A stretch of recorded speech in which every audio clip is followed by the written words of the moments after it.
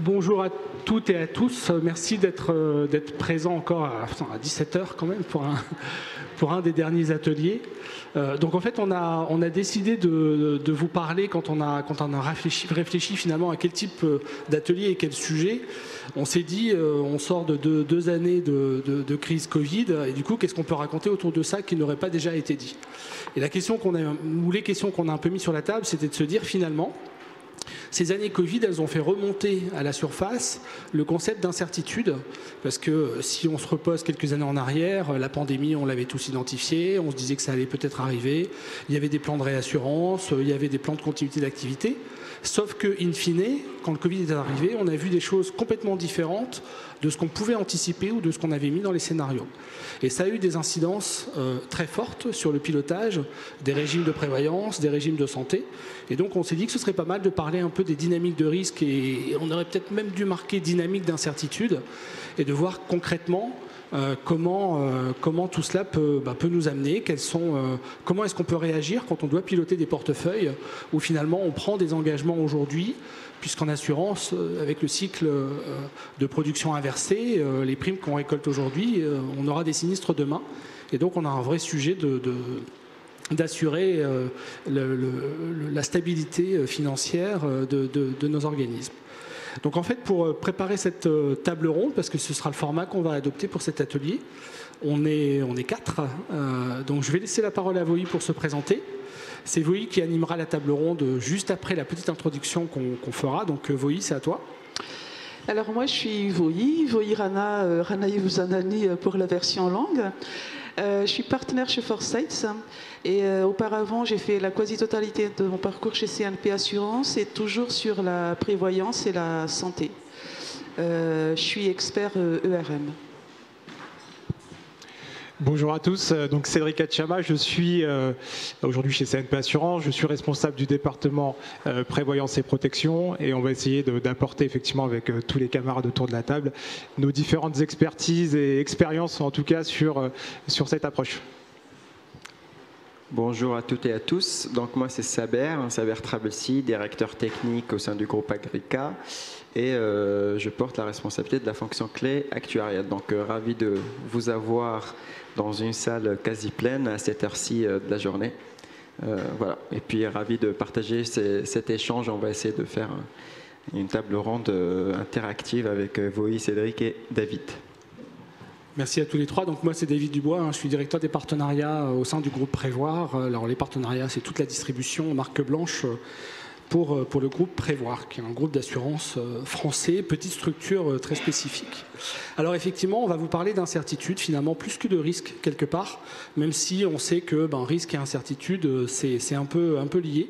Et avant de lancer nos échanges et nos discussions, on s'est dit qu'il fallait quand même fixer un cadre. Alors, j'ai des souvenirs, et j'en ai parlé avec certains ou certaines de mes collègues, ex-collègues plutôt, d'une entreprise où je travaillais avant. Finalement, on avait un manager qui un jour nous a fait dans un séminaire une présentation très rapide, en mode un peu chaud quand même, SHOW, de ce qu'est le concept qui s'appelle VUCA, VUCA, qu'on commence à voir apparaître un peu partout, parce que finalement, ce concept, il va traiter de la problématique de l'incertitude, et surtout en se disant, le monde a changé. Alors ça, c'est pas nouveau, vous l'entendez partout, surtout chez les journalistes. Le monde a changé, mais qu'est-ce qui a changé par rapport à avant? Et finalement, on a besoin d'un nouveau cadre théorique pour réfléchir, pour essayer de conceptualiser comment ce nouveau monde, comme on l'appelle, finalement peut être caractérisé. Alors, ce monde VUCA, VUCA, finalement, il traite surtout de l'incertitude généralisée à laquelle on doit faire face, même si ce n'est pas quelque chose de nouveau.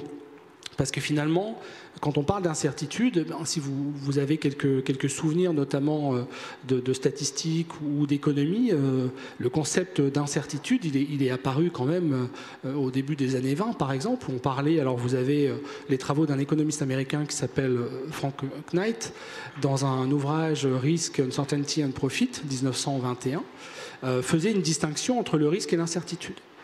Et déjà, quand on est actuaire et qu'on parle de risque, je suis sûr que si on faisait ici, si on vous posait la question qu'est-ce que c'est que le risque, je ne suis pas certain qu'on aurait déjà tous une définition homogène, parce que finalement, quand on fait nos cursus de formation, on nous parle du risque. Alors souvent, c'est des probabilités, avec des états de la nature, des occurrences.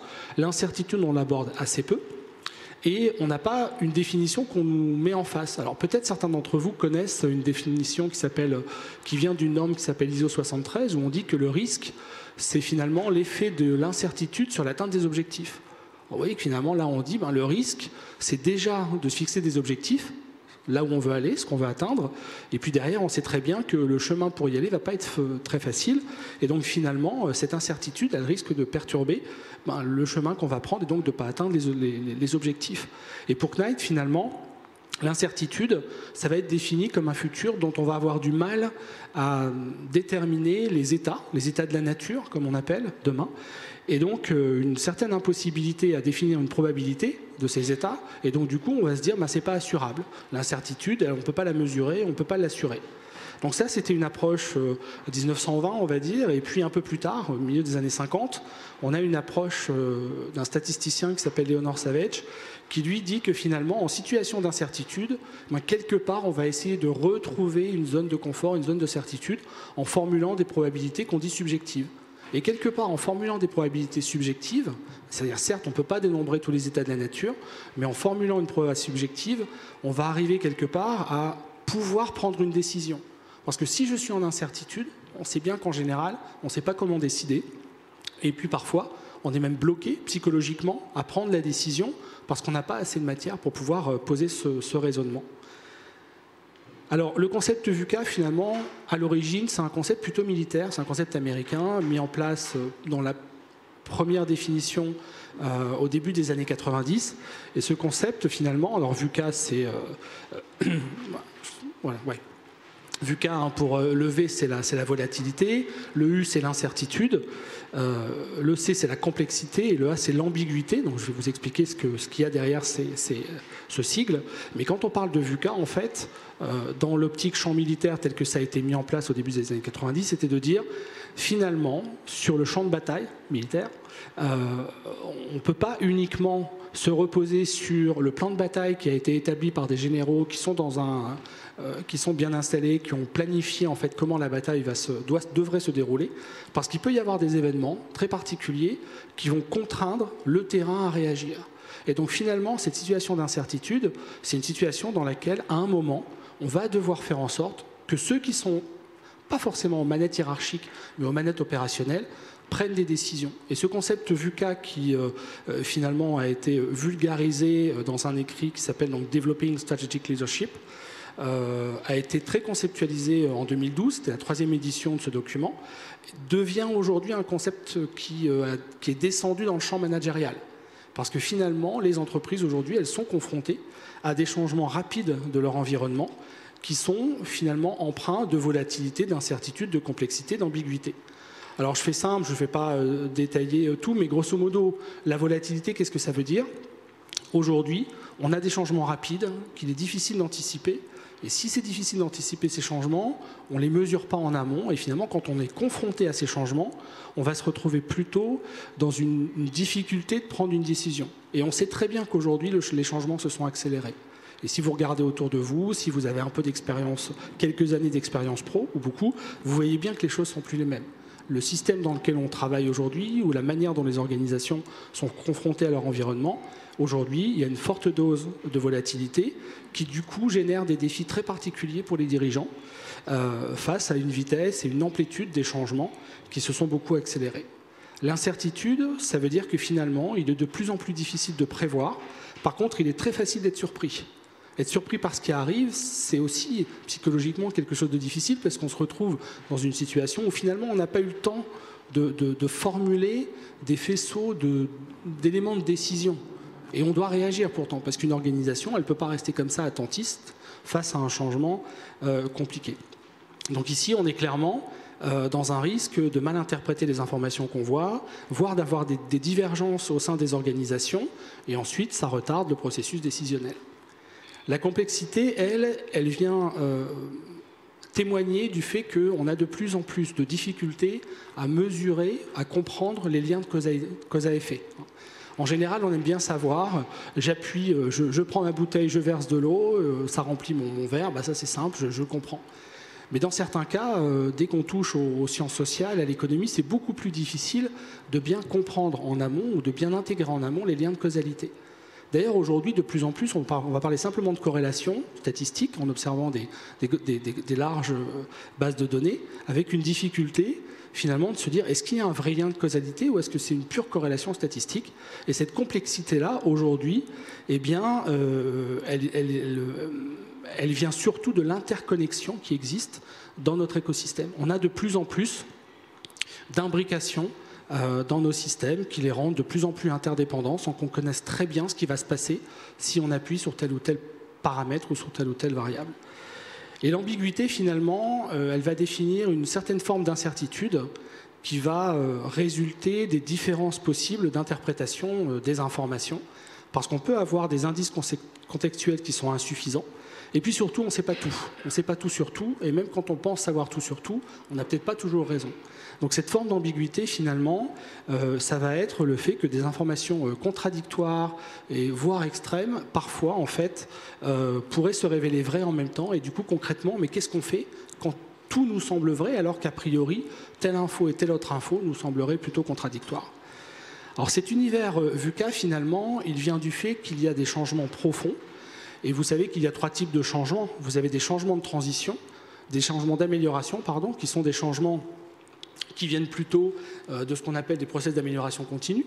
Je vis dans un certain système, j'améliore régulièrement et petit à petit, je mets des petites touches de manière à ce que j'améliore mes process, j'améliore mes produits, j'apprends du terrain. Donc ça, c'est plutôt notre mode de fonctionnement incrémental, c'est quelque chose qu'on fait assez régulièrement. Vous avez des changements de transition qui sont des changements qui font passer d'un système stable à un autre système stable. Et ce qui se passe au milieu, c'est un peu de bruit qu'on va essayer de régler. Mais en général, on va le gérer par de l'accompagnement au changement. Et puis vous avez ce qu'on vit aujourd'hui, des changements de transformation, qui sont en général des changements brutaux d'environnement, d'apparition de technologies disruptives. Et là, on a un vrai sujet de révolutionner finalement nos pratiques, nos cultures, opérationnelles ou managériales, et aussi d'avoir un état d'esprit différent. C'est-à-dire que là, on est dans ce qu'on appelle une mentalité, il faut avoir une mentalité exponentielle. On ne peut pas rester finalement dans ce qu'on sait ou dans ce qu'on sait faire. Alors la grosse difficulté qu'on a dans un monde où les choses bougent vite, c'est que quelque part, il faut absolument apprendre à désapprendre. On sait plein de choses, mais il faut les remettre en question très vite. Et ça, c'est quelque chose qui est très difficile quand on est dans un univers assurantiel très normatif, dans lequel on nous demande d'écrire des process, d'avoir des politiques écrites, et il faut que l'organisation les suive. Est-ce que ça, aujourd'hui, c'est adapté? On va en parler après. Donc, quelque part, pour moi, ça fait aussi écho à ce qu'on nous impose au travers de la réglementation, que d'essayer de tout normer dans notre univers. Et puis ensuite, il y a un autre élément qui est aussi complexe, c'est que souvent, quand on a décidé, on va rationaliser après la décision qu'on a prise. Et le fait de rationaliser cette décision, ça revient quelque part à se dire que de toute façon on avait raison, donc de trouver tous les bons arguments pour justifier la décision qu'on avait prise. C'est tout l'inverse en fait, qu'on est dans un monde où les choses bougent très vite, d'être capable de se remettre en cause assez rapidement, d'oublier ses habitudes, d'oublier ses routines, de prendre appui sur des éventuels échecs et donc de repenser sa manière de fonctionner, de faire confiance aussi à la base. En général, on est dans des structures managériales, notamment en France, assez hiérarchiques. Alors, les choses ont changé, mais elles restent quand même relativement importantes, dans laquelle on attend souvent du supérieur la prise de décision pour agir. En fait, la démarche dans un monde VUCA, elle est complètement opposée à ça. Il faut laisser l'empowerment, la responsabilisation, finalement, au terrain, et accepter derrière que, oui, il y aura des échecs peut-être parce qu'ils n'avaient pas toutes les infos, mais au moins, on n'a pas été dans une situation de blocage. Donc ça, c'est quelque chose qui est aujourd'hui très important. Et si on n'a pas ces changements managériaux, on peut avoir, du coup, clairement, des entreprises qui n'avancent plus. Et si vous lisez un peu certaines startups, sans faire de pub et donc sans citer de nom, il y a parfois des changements radicaux de management où on se dit que ok, c'est bien d'avoir un boss, mais finalement, si tout le monde pouvait se responsabiliser, les entreprises fonctionneraient un peu différemment et probablement plus en adéquation dans cet univers-là. Du coup, peut-être pour Saber, on avait quand même un sujet, c'est que quand on parle de VUCA, si on lit les écrits, on se fait des grandes frayeurs. On se dit finalement c'est un mode qu'on ne connaît pas. Et puis il y a une espèce de VUCA 2.0 qui est apparu. Tout à fait, merci David. Donc, en effet, on s'est dit, en fait, en préparant ce cadre, comme l'a bien expliqué David, c'est que on pourrait se retrouver un peu dans un cadre un peu anxiogène avec des termes incertitude, complexité, volatilité.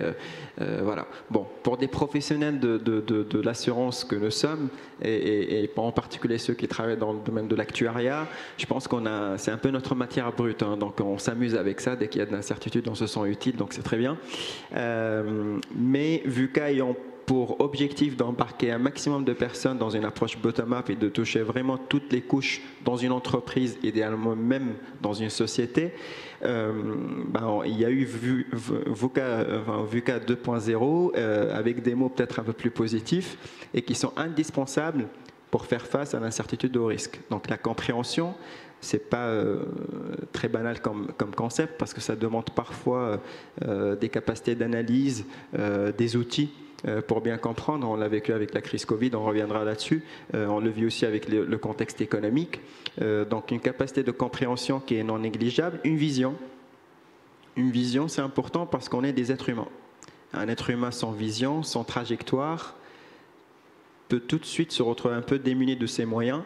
Et l'objectif, parfois, c'est de disposer d'un chemin, d'une feuille de route, quitte à l'ajuster.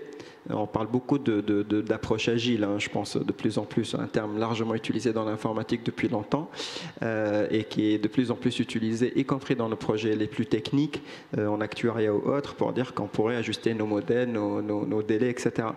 Donc la vision, c'est quelque chose de très important pour embarquer aussi le groupe, parce que si on n'a pas de vision commune, c'est compliqué.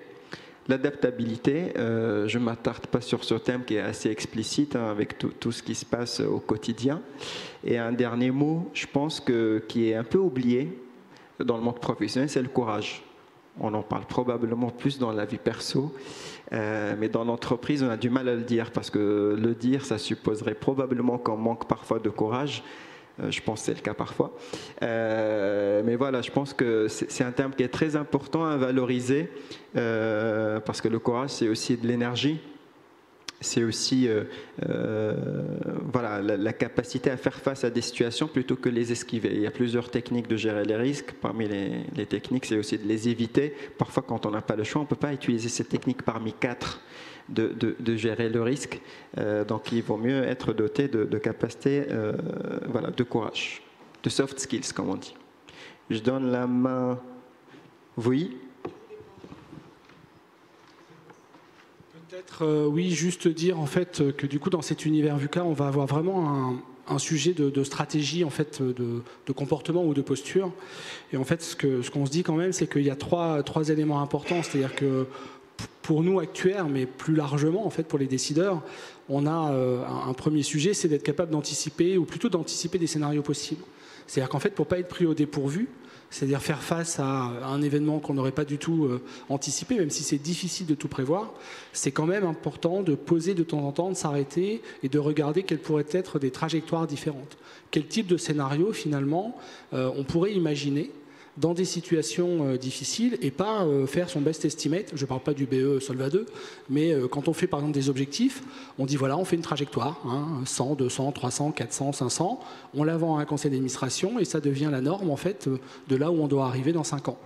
Ben, en fait, c'est quand même un peu compliqué parce que finalement, on sait très bien que ces objectifs vont être chahutés au cours du temps et que parfois, ils ne sont même pas atteignables dès le temps zéro parce qu'on sait bien que les événements aujourd'hui sont tellement incertains que quelque part, on est déjà presque découragé par simplement les objectifs qu'on nous a fixés. Donc on a besoin aujourd'hui de mieux anticiper en créant, en faisant un peu de prospective, en détaillant des scénarios. Ça nous évitera que la pression et le stress nous bloquent par la suite.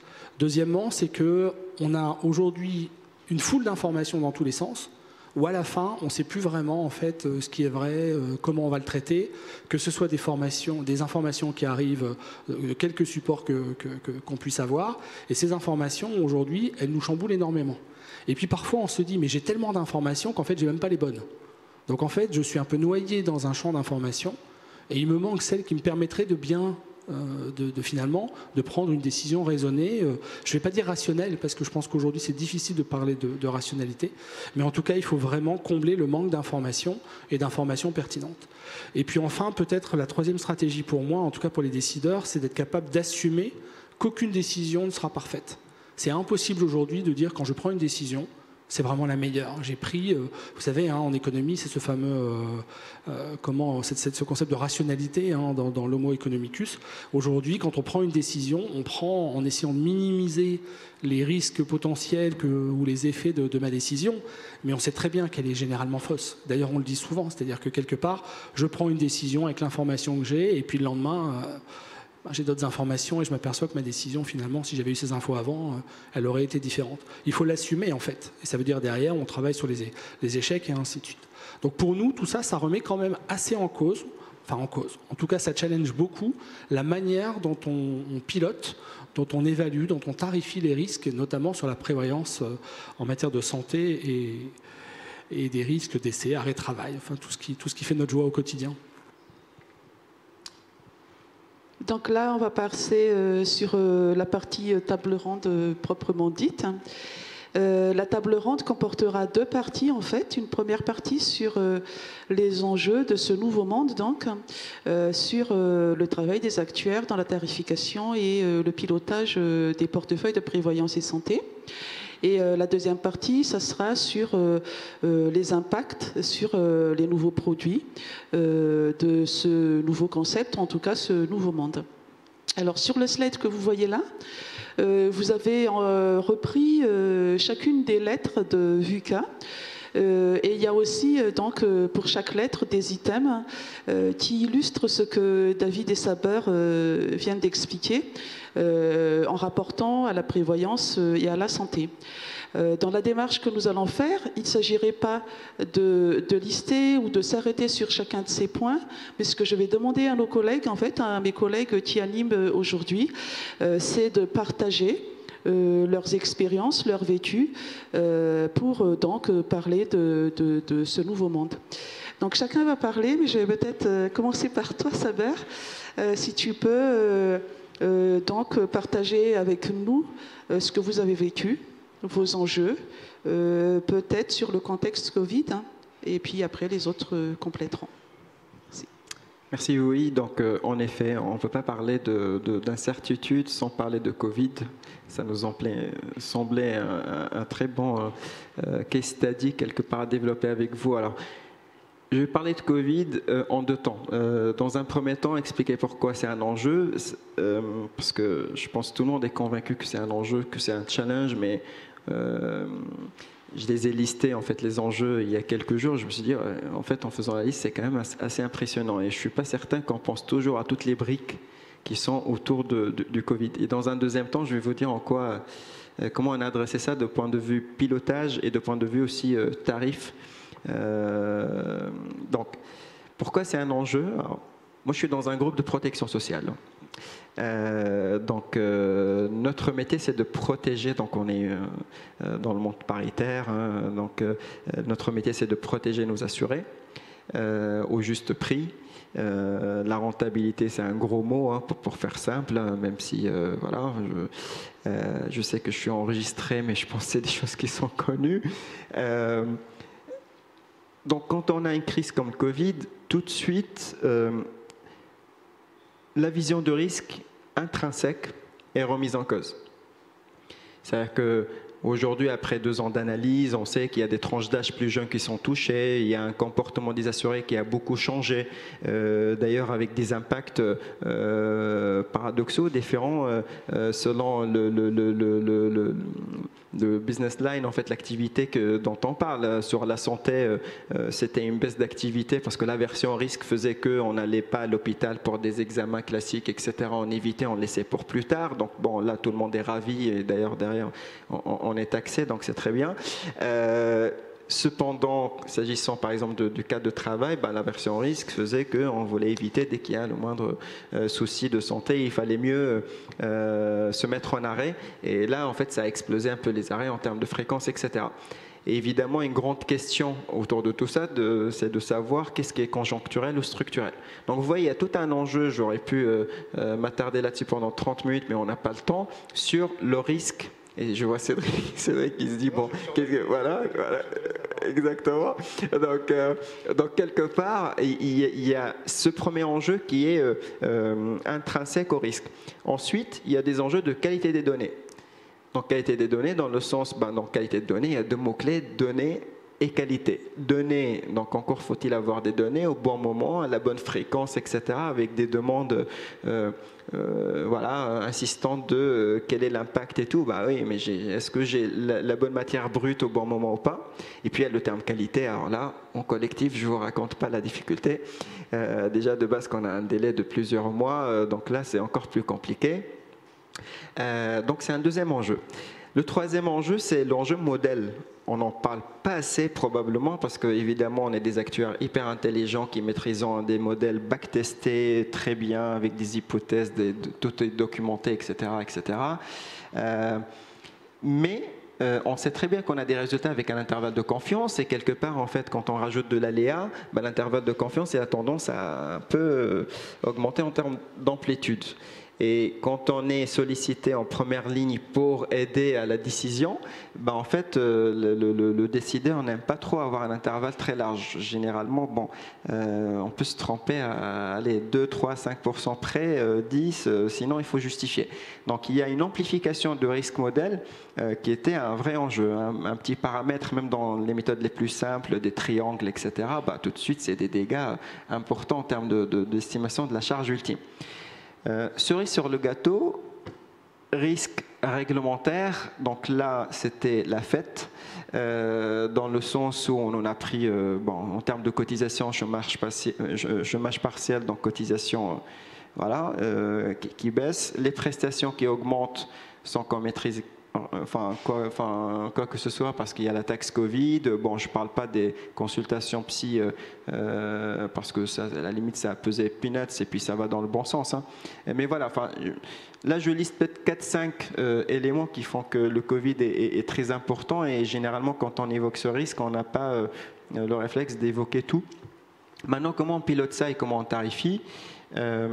En termes de pilotage, c'est très simple. On nous a demandé une volumétrie qui est juste inédite en termes de fréquence et en termes de nombre d'indicateurs. Alors tout le monde était un peu friand de tableaux de bord à tous les niveaux hiérarchiques, politiques, tout ce qu'on veut. Et ça, c'était important d'être au rendez-vous.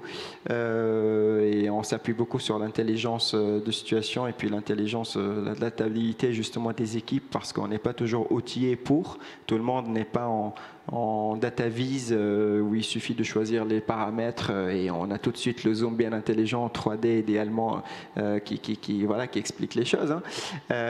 Et puis qui dit augmentation des indicateurs, augmentation des contrôles évidemment.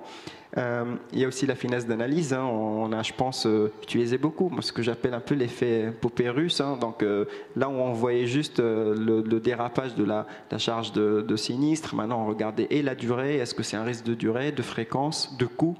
Et puis si on peut descendre encore avec des tranches d'âge ou des choses comme ça ou des régions, ce serait encore mieux, à savoir quelle est la limite de ce raisonnement, à quel point à un moment donné on peut s'arrêter. En termes de tarification, je dirais qu'on est quand même contraint par l'ADN de la structure au sein de laquelle on travaille. Donc je rappelle, je suis dans un groupe de protection sociale, on n'est pas une SA, je ne vais pas nommer d'autres acteurs, mais on n'a pas un actionnaire qui nous attend limite. C'est même bien, c'est dans notre ADN d'accompagner ce genre de crise qui touche la société, qui touche les salariés, etc., et les patrons. S'il s'avère que c'est une crise conjoncturelle, c'est bien de le prendre même sur nos fonds propres parce qu'on est là pour ça. Donc il ne faut pas se précipiter tout de suite sur une revue de tarifs.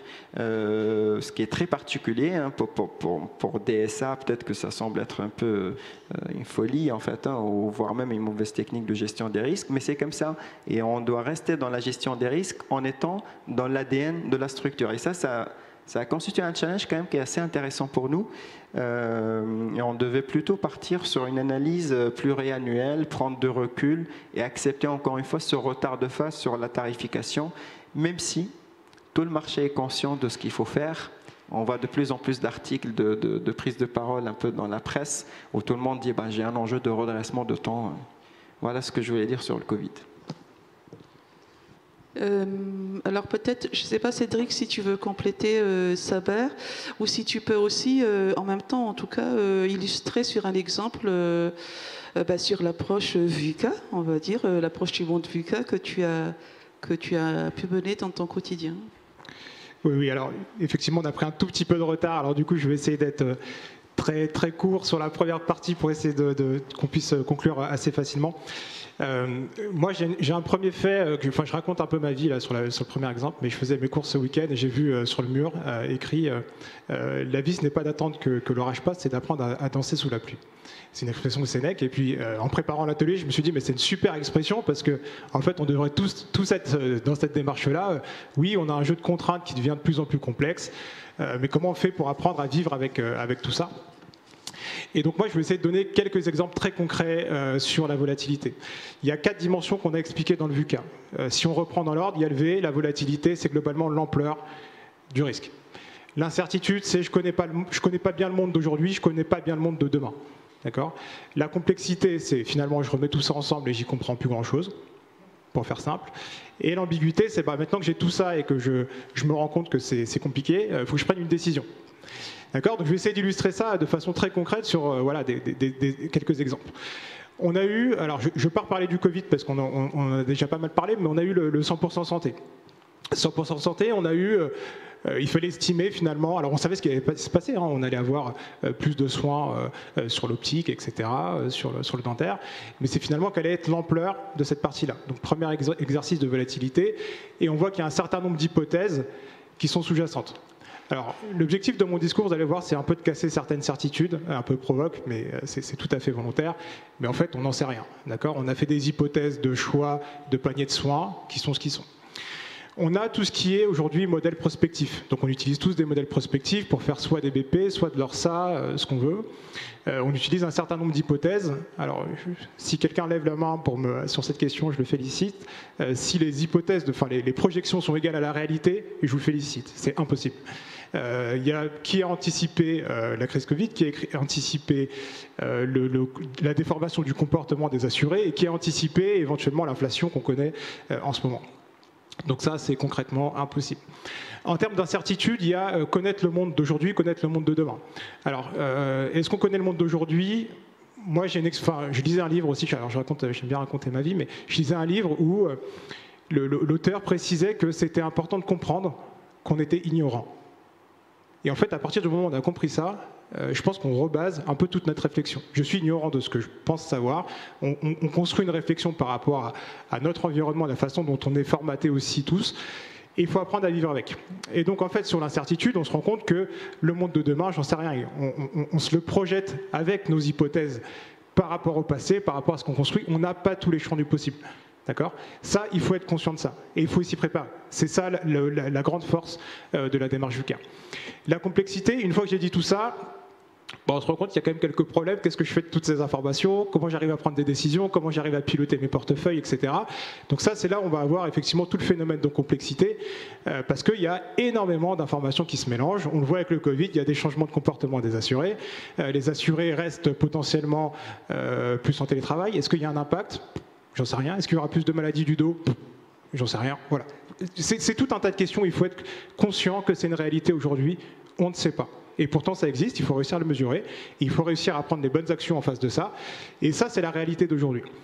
Après, l'ambiguïté, c'est pour moi tout ce qui est lié finalement à la prise de décision de façon raisonnée et éclairée. Ce que disait très bien David tout à l'heure, et ce que tu disais aussi Saber sur le courage, etc., c'est que à un moment, il faut prendre des décisions. On l'a vu dans le cadre de la crise Covid. Est-ce qu'on indemnise les gens qui sont en arrêt de travail pour garde d'enfants ? Vous l'avez peut-être tous un peu vécu. Oui, mais si on ne le fait pas, l'État va peut-être mal nous voir. Enfin, voilà, il y a des discussions de place. Voilà.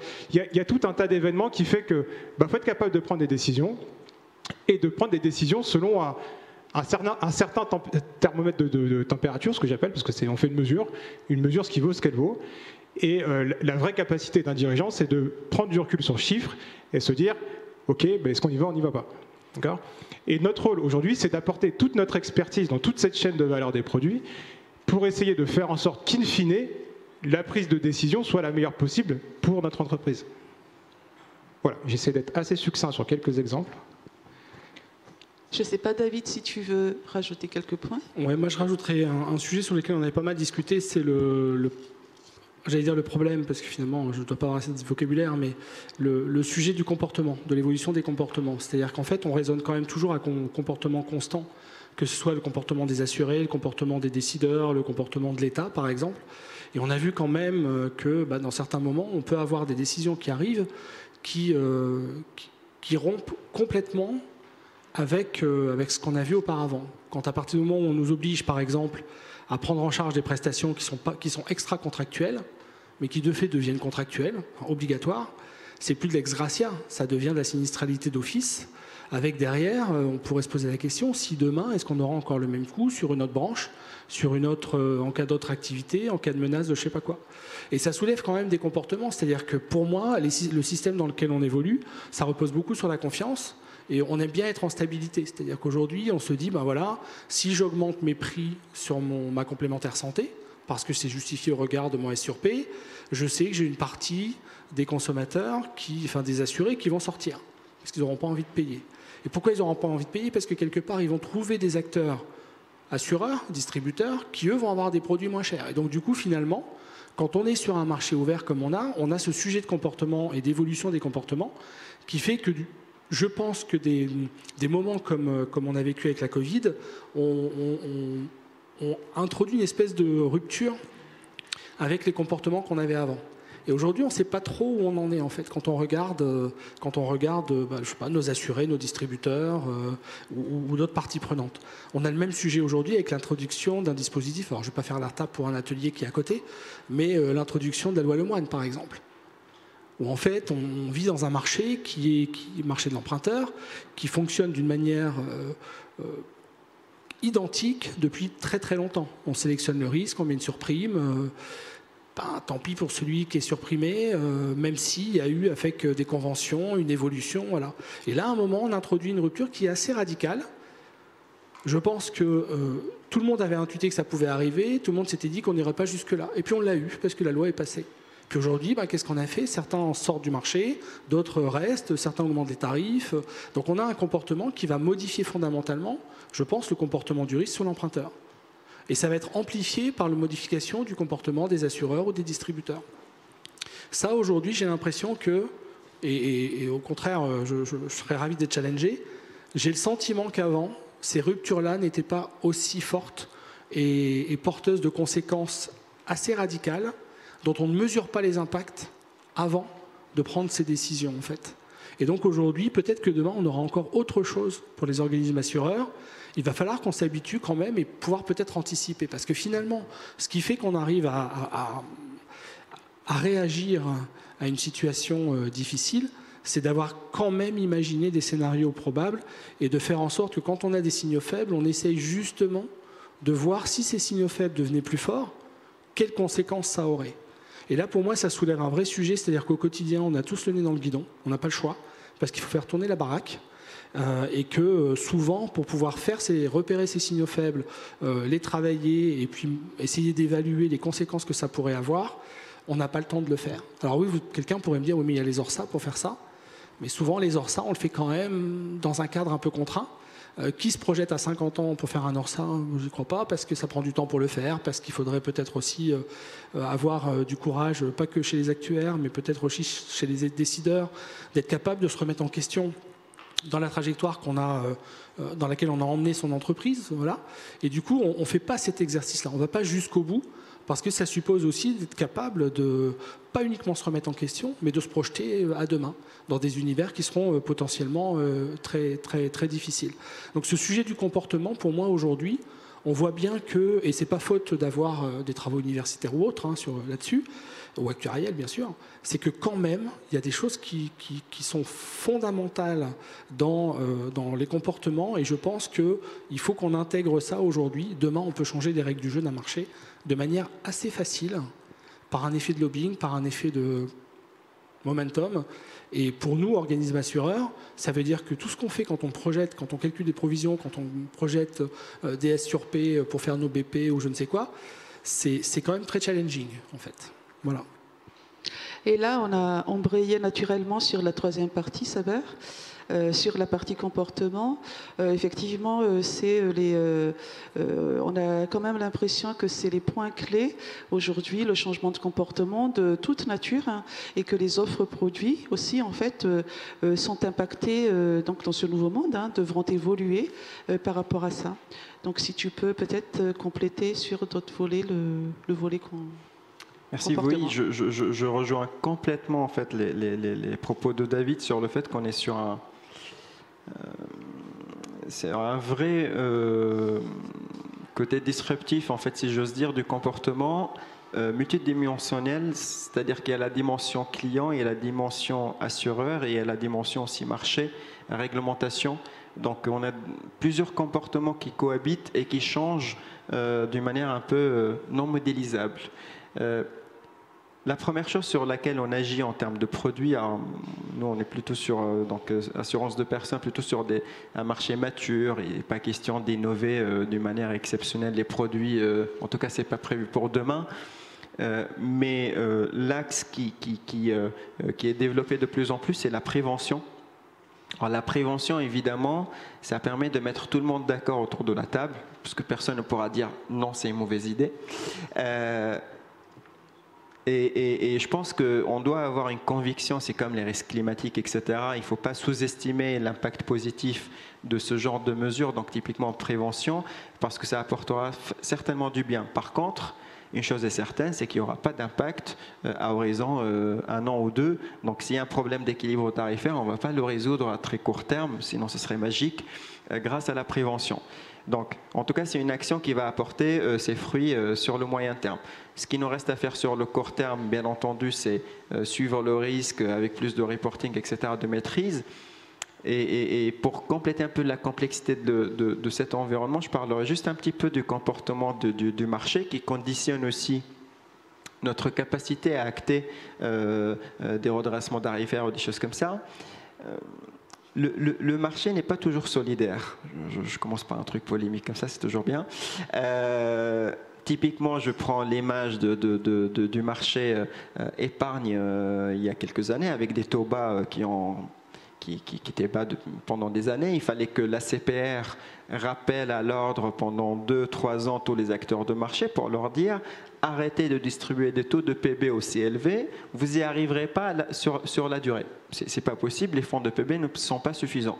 Pareil, sur les risques, par exemple sur la santé prévoyance, on a toujours quelques acteurs, pour des raisons qui leur sont propres, qui vont être un peu hors marché en termes de raisonnement, même si tout le monde convient que le reste dérape, il y aura celui qui a des ambitions de développement, de s'installer en France, d'aller sur tel ou tel marché, qui a réussi à avoir un budget d'acquisition, etc., et qui va toujours réussir à avoir, à profiter de risques, de redressement, de turnover chez d'autres.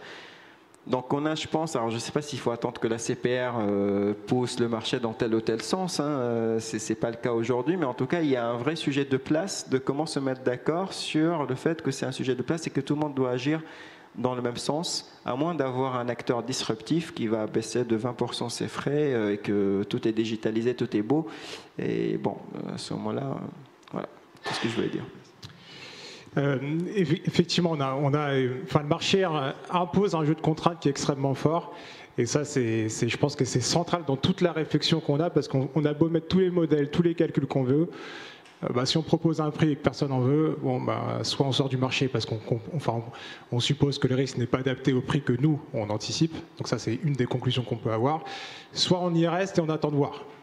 Donc ça peut être aussi une approche que beaucoup d'acteurs font. Hein, et là, très clairement, dans le monde d'incertitude qu'on a, aujourd'hui, en 2021, c'est pas forcément évident quand on reprend le sujet de qualité de données, de réussir à comprendre qu'est-ce qui est du conjoncturel, qu'est-ce qui est du structurel, qu'est-ce qui est lié au 100% santé, ce qui est lié à de la consommation normale, etc.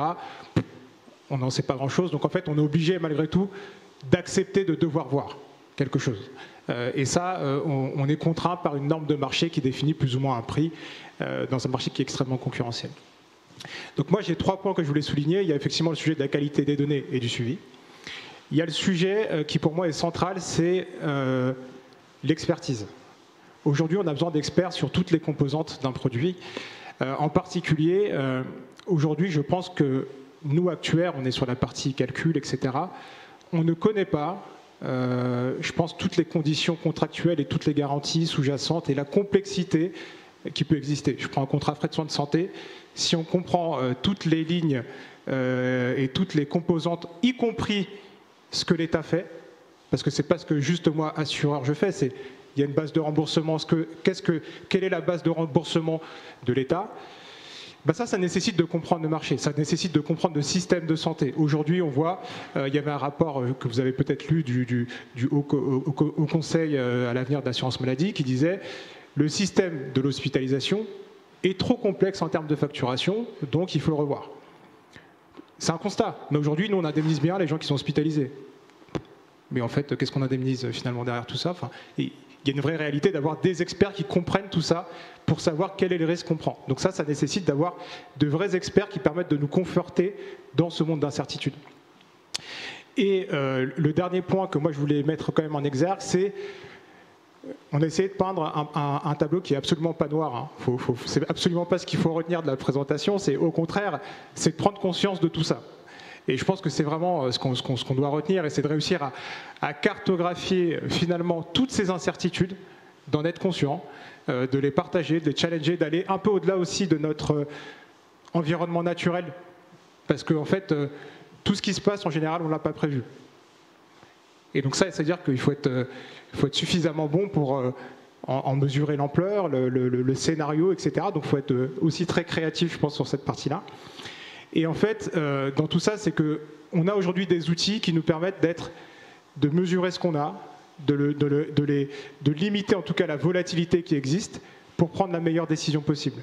Pour autant, on fait des décisions, on prend des décisions et on fait des choix dans un monde qui reste incertain, avec une mesure qui est ce qu'elle est.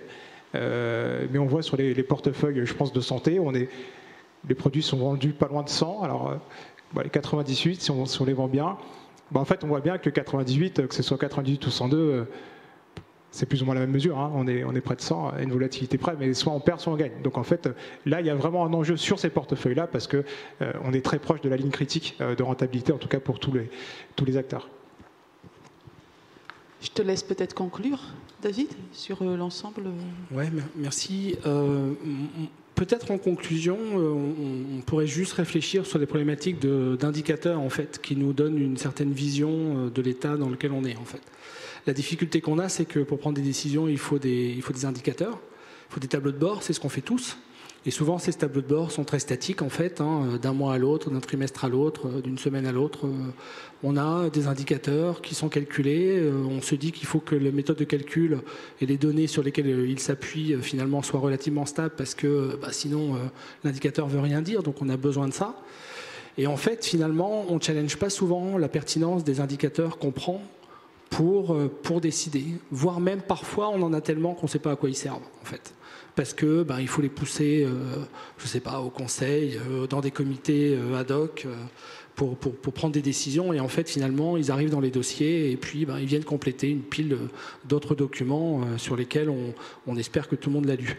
Je pense qu'on a vraiment un travail à faire sur la qualité des indicateurs, qui sont certes des indicateurs issus de données fiables, comptables, vérifiées, ainsi de suite, qui donnent finalement une photographie à un moment donné. Mais ce qui nous manque souvent, en tout cas moi, ce qui me manque souvent, c'est des indicateurs un peu prospectifs, dans lesquels, certes, ça va être plus compliqué à construire, mais dans lesquels on a un peu une vision de ce qui pourrait se passer si on avait tel ou tel mouvement dans l'environnement, et ça, on ne le fait pas souvent. Alors c'est vrai qu'en général, quelqu'un pourrait me dire oui, mais un tableau de bord, c'est en théorie pour qu'il soit fiable, il faut qu'on s'inspire de données comptables, vérifiées, validées, enregistrées, ainsi de suite. Sinon, ça devient un peu un tableau prospectif. Mais c'est nécessaire en fait ces tableaux prospectifs.